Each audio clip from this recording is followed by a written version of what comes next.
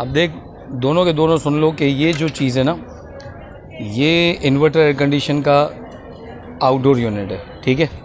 यहाँ पर एक 4-वे वॉल लगा हुआ होता है जो कि पहले किसी ने डायरेक्ट किया हुआ है। तो यहाँ पर देखो 2 3/8 के बैंड लगाए हुए हैं। ये 3/8 के जो बैंड लगे हुए ना, ये किसी ने 4-वे वॉल यहाँ लगा हुआ होता है, वो किसी ने डायरेक्ट किया हुआ है, यानी पहले किसी ने रिपेयर किया है, वो वाल यहाँ नहीं लगा हुआ, यानी पहले किसी ने काम इसमें कर चुका है, ठीक है।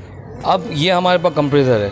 अब इन्वर्टर एयर कंडीशन के कंप्रेसर आम कंप्रेसर से बिल्कुल अलग होकर काम करता है, ठीक है। अब यहाँ पर अगर आप देखोगे तो कंप्रेसर को चलने के लिए रनिंग स्टार्टिंग कॉमन की ज़रूरत पड़ती है, जो कि हमारे को यहाँ पर नज़र आ रही है, ठीक है।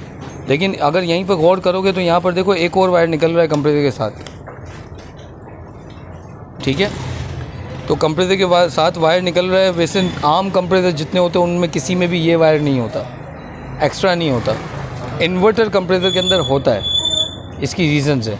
इसका रीज़न ये है कि इन्वर्टर कंप्रेसर जब भी चल रहा होता है तो उसको बहुत सारी चीज़ों के हिसाब से प्रोटेक्शन दी जाती है, यानी इसके अंदर सेंसर्स लगे हुए होते हैं, इंडोर्स में सेंसर्स होते हैं। तो कंप्रेसर को किसी न किसी वजह से बंद करने के लिए सेंसर्स होते हैं। अगर इसका कंप्रेसर किसी वजह से ओवर हीट हो रहा है, यानी आपने अगर एसी को सर्विस नहीं किया हुआ, तो इसका कंप्रेसर का जो सर्विस नहीं किया होगा तो ये ज़्यादा हीट चलेगा। जब ये ज़्यादा हीट चलेगा तो इसके आरपीएम जो वाइंडिंग है, जब ज़्यादा चोक होगा तो आरपीएम कंडेंसर ज़्यादा गर्म होने की वजह से बढ़ जाएगा। जब बढ़ने लगेगा तो इसकी स्पीड बढ़ेगी, और एक स्पीड बढ़ने के बाद क्या होगा, गर्म होकर बंद हो जाएगा। लेकिन इन्वर्टर एयर कंडीशन के कंप्रेसर में ऐसा नहीं होता।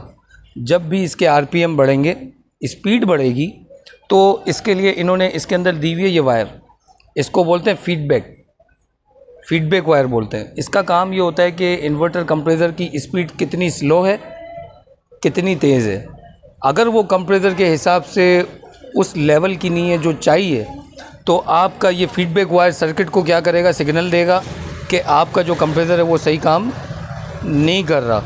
इस हिसाब से सर्किट कंप्रेसर को क्या कर देगा, यहाँ से ये इसके जो 3 फेज़ आ रहा है, ये 3 फेज़ आ रहा है डीसी सप्लाई का, ये तो 3 फेज़ सप्लाई इसकी सर्किट से आ रही है। तो ये फीडबैक वायर सर्किट को बता देगा कि भाई कंप्रेसर सही नहीं चल रहा, और इसके ये 3 फेज़ वायर के कनेक्शन जो है वो डिस्कनेक्ट कर देगा। कौन?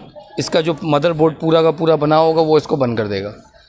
फिर कूलिंग नहीं करेगा एसी जब बंद हो जाएगा। जब कूलिंग नहीं होगी तो उसके बाद जाहिर सी बात है टेक्नीशियन को बुलाएंगे, टेक्नीशियन आएगा, चेक करेगा, उसको ट्रबल शूट करेगा चारों तरफ से, और उसके बाद इसको ये चीज़ें दिखेंगी कि आया ये गैस लीकेज की वजह से हाई टेम्परेचर पे जा रहा है, या ओवर गैस की वजह से, या चॉकिंग की वजह से, व्हाटसोएवर जिस वजह से भी जा रहा होगा, तो ये कंप्रेसर के अंदर फीडबैक वायर उसको हेल्प करती है सर्किट को ये बताने में कि हमारे कंप्रेसर को तकलीफ़ हो रही है, हमारे कंप्रेसर को प्रॉब्लम हो रही है। अगर ये फीडबैक वायर इसके अंदर लगा हुआ नहीं होगा तो कंप्रेसर जल जाएगा। तो फीडबैक वायर का काम समझ आया? क्या है फीडबैक वायर का काम? कंप्रेसर को सेव करना, प्रोटेक्शन करना, बचाना, ठीक है।